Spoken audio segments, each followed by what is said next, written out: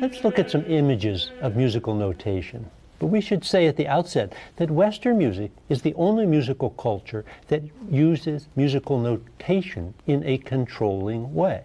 Yes, there is Chinese musical notation and there is Indian musical notation, but neither controls the creation and the performance of music to the extent that notation does in the Western classical tradition.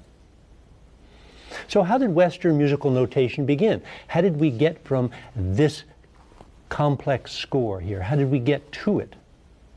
Well, let's look at some slides and see how this unfolded. Western musical notation began when musicians in monasteries around the year 900 Common Era began to create a graphic image of their music. They tried to capture and freeze sound onto paper, or in this case, onto parchment. And they did so in this fashion. Notice all the undulations here. The musical scribes are trying to represent the high and low flow of the music by graphic symbols. They look like worms squiggling across the page, but they're called, these little aggregates are called neumes.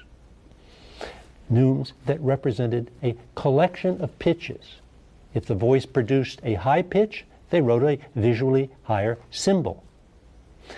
Eventually, these neumes were separated into individual discrete pitches called noti, hence our word note, a symbol for a pitch.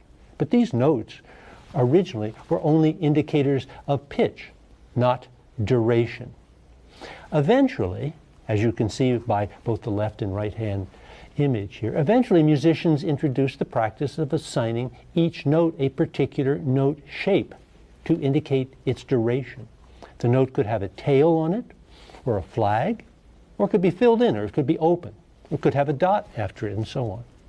It took several hundred years, from roughly 1200 to 1600, for this system of symbols representing duration to quite literally take shape.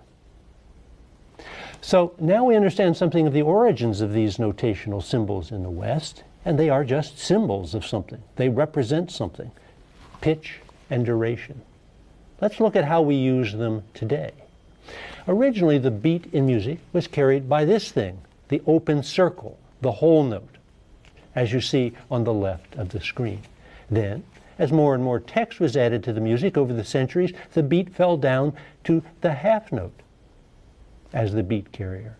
And today, most music is represented by the symbol in the middle of the page, the quarter note, as carrying the beat. The quarter note as beat carrying unit. Notice here that we have a duple division in the music. Whole note is divided into two halves, half note into two quarters, quarter note into two eighths, and so on.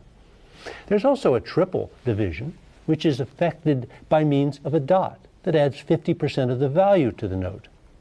This makes a half note equal to 2, not 3 quarter notes. The dotted quarter equal to 3 eighth notes, not just 2, and so on. And this is how we get triple meter in music. We can see how this works in a patriotic song, known in the U.S. as My Country 'Tis of Thee, elsewhere as God Save the King or God Save the Queen. On the top, you see the text. Beneath it, horizontal dashes to show duration. Then duration appears in a different way, in musical symbols. Then the beat is shown by quarter notes below it. Again, the quarter notes represent the beat in most music. Finally, we see the position of the quarter note within each measure. But we don't want to make things too complex here. This should be a course about emotions and feelings. We don't have to read musical notation to feel and to have emotions. You don't have to read musical notation to get a great deal out of music, to get a great deal out of this course. Generally speaking, here's all you have to know whenever you see a musical example. Musical notation signs placed higher vertically represent high-sounding pitches. Lower signs mean lower-sounding pitches. Notation that gets increasingly darker with more flags on it represents that music is moving faster, up and down, left to right. Darker means faster. I'll play it for you.